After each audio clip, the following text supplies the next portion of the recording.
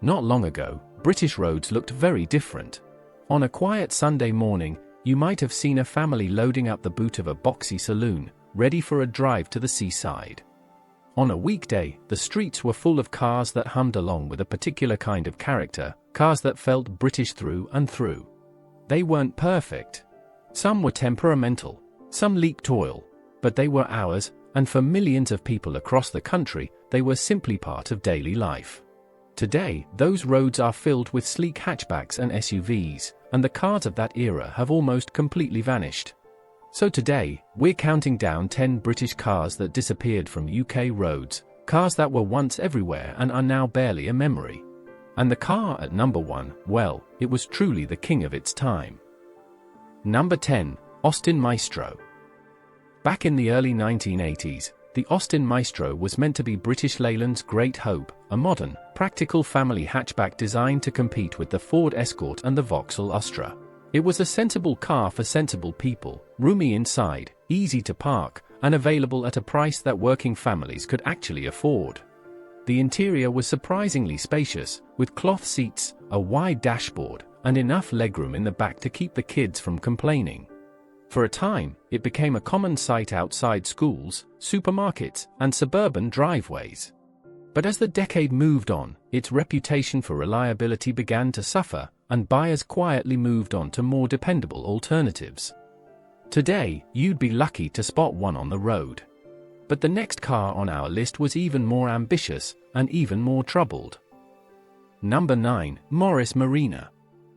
The Morris Marina arrived in 1971, and from the very beginning, it was positioned as a straightforward, no-nonsense car for the ordinary British driver. It wasn't exciting, and it wasn't trying to be. It was practical, affordable, and available at nearly every British Leyland dealership in the country. Families bought it because it was there, it was cheap, and it got the job done. The inside was simple, basic cloth or vinyl seats, a functional dashboard, and enough space for a family of 4 without any fuss. But the Marina became famous for all the wrong reasons. It developed a reputation for poor handling and questionable build quality, and critics were rarely kind.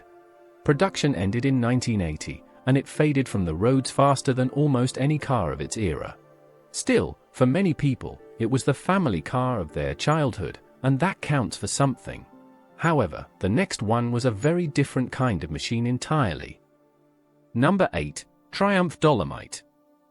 The Triumph Dolomite was a car with genuine ambition. Launched in 1972, it was aimed at the driver who wanted something a little more refined, something that felt like a step above the everyday. It sat in that comfortable space between a family saloon and a proper executive car, and it carried itself with a kind of understated British elegance. The interior reflected that ambition, wood trim on the dashboard, comfortable seats, and a driving experience that felt noticeably more polished than its rivals. The sporty Dolomite Sprint even had a twin-cam engine that genuinely impressed for its time. Professionals and ambitious young drivers were drawn to it. But as Triumph's parent company, British Leyland, continued to struggle, investment dried up, and the Dolomite quietly disappeared by 1981. It deserved better, but the next car on our list reached far more people than the Dolomite ever did. Number 7, Rover SD1. When the Rover SD1 arrived in 1976, it caused quite a stir. It was bold, modern, and genuinely striking in its design, a large executive hatchback that looked unlike anything else on British roads at the time. Rover was positioning it squarely against the best that Germany had to offer, and for a moment, it seemed like British industry was genuinely back in the game. The cabin was luxurious by the standards of the day, leather seats, walnut veneer, and a sense of space that made long motorway journeys feel genuinely comfortable. Senior managers, company directors, and government officials were among its buyers.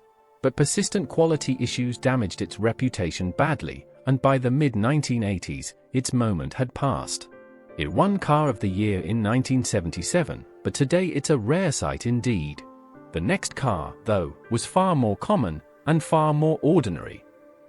Number 6, Vauxhall Cavalere MK1. Now, the Vauxhall Cavalere might raise an eyebrow or two on a British nostalgia list, but hear us out. The original MK1 Cavalier, launched in 1975, was very much a product of British roads and British life. Built in Antwerp and then assembled in Britain, it became a staple of the company car park, the kind of vehicle that middle managers across the country drove to the office every morning without a second thought. It was smooth, it was comfortable, and it had a slightly continental flair that set it apart from the more traditional British offerings of the time. The interior was clean and well finished, and the driving experience was genuinely pleasant. As the model evolved and eventually gave way to newer generations and ultimately the Vectra, the original spirit of the Cavalier quietly disappeared. But the next car was far more working class, and far more beloved for it. Number 5. Austin Allegro. Few cars in British history have attracted as much affection and ridicule in equal measure as the Austin Allegro. Launched in 1973 as the successor to the beloved Mini 1100, it arrived with great expectation and left with a complicated legacy. It was a family car through and through, designed for the everyday driver who needed space, practicality, and decent fuel economy. The interior was actually quite comfortable for its class, well-padded seats, a reasonably spacious cabin, and that famous Quartic steering wheel that still divides opinion to this day.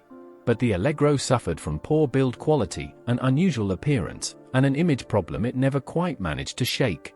Families bought it because it was affordable, but many of them quietly wished for something better. By the early 1980s, it was gone, and yet it remains one of the most recognizable symbols of its era. The next car, however, was far more successful and far more widely respected. Number 4. Ford Sierra. When the Ford Sierra replaced the legendary Cortina in 1982, Britain wasn't quite ready for it. Its smooth, aerodynamic shape, which earned it the nickname the Jelly Mold, was a dramatic departure from the boxy saloons that drivers had known and trusted for years. But Ford knew what they were doing. The Sierra was modern, efficient, and genuinely pleasant to drive, and within a few years it became one of the most common cars on British roads. It was a company car favorite, a family workhorse, and eventually a cult classic in its Cosworth form. The interior was comfortable and practical, with decent space and a driving feel that was confident without being sporty. As the 1990s arrived and the Mondeo took its place, the Sierra faded from everyday life. Today it's a cherished classic, but back then it was simply everywhere. And speaking of everywhere, the next car takes things to a whole new level. Number 3. Hillman Hunter. The Hillman Hunter is a car that many people have simply forgotten, and that's a shame, because in its day it was a genuinely solid, dependable family saloon. Launched in 1966 by the Roots Group, it was exactly what British families needed at the time, a well-built, comfortable, mid-sized car that could handle the school run, the weekly shop, and the occasional long drive without any fuss. The interior was neat and functional, with comfortable seating and a driving experience that prioritized ease and reliability over excitement. It was a car for sensible people living sensible lives, and there were a great many of those on British roads in the late 1960s and 1970s. As Chrysler took over and the brand shifted direction, the Hunter quietly disappeared. It never became a legend, but it didn't need to. For the people who drove it, it was simply home. The next car, though, became something much more than that. Number 2. Austin Maxi. The Austin Maxi was ahead of its time in ways that it never quite got credit for. Launched in 1969, it was Britain's first 5-door hatchback, a practical, versatile family car that could fold its rear seats completely flat to create a sleeping space on long trips. That alone made it genuinely remarkable. It was popular with families who valued practicality above everything else. And it sold steadily throughout the 1970s. The interior was spacious and cleverly designed, with a gear lever mounted on the dashboard to free up floor space, an unusual but genuinely useful touch. Doctors, teachers, and young families were among its most loyal buyers. But its hydrogas suspension, while innovative, was troublesome, and the car's slightly awkward appearance didn't help its image. By 1981 it was over. But the car we've been building toward all along, our number 1, was in a different league entirely. Number 1. Ford Cortina. If you grew up in Britain at any point between the 1960s and the early 1980s, the Ford Cortina was simply part of life. It wasn't just a car, it was a national institution. Launched in 1962 and produced across 5 generations until 1982, the Cortina was, for 2 decades, the best-selling car in Britain. You saw it everywhere, parked outside terraced houses, sitting in factory car parks, lined up outside schools on a rainy Friday afternoon. It was the car that defined what a British family car should be. The interior was honest and straightforward, comfortable cloth seats, a clean dashboard, decent space for 4 adults, and a boot large enough for a proper family holiday. It wasn't glamorous, but it was reliable, affordable, and unpretentious in the most reassuring way. Working-class families loved it. Middle-class families drove it. Company fleets were full of them. The Cortina wasn't a car for a particular type of person, it was a car for everyone. When Ford replaced it with the Sierra in 1982, something quietly changed on British roads. The Cortina was gone, and with it, an era. Today, finding a well-preserved example is a genuine occasion, a reminder of a time when British roads had a character all of their own. And there you have it, 10 British cars that once filled our roads and have now almost completely disappeared. Each one of them tells a story about the country we were, the industries we built, the values we held, and the way ordinary life looked and felt on a Tuesday morning in 1974. Things have changed enormously since then. The roads are different now, and the cars on them are almost unrecognizable compared to that era. But the memories remain, and sometimes, that's more than enough. So we'd love to hear from you. Do you remember any of these cars? Did your family own one? Leave a comment below and tell us your story. We read every single one. And if you enjoyed this, there's another Britain Rewind videos waiting for you on the screen right now. Thanks for watching. We'll see you in the next one.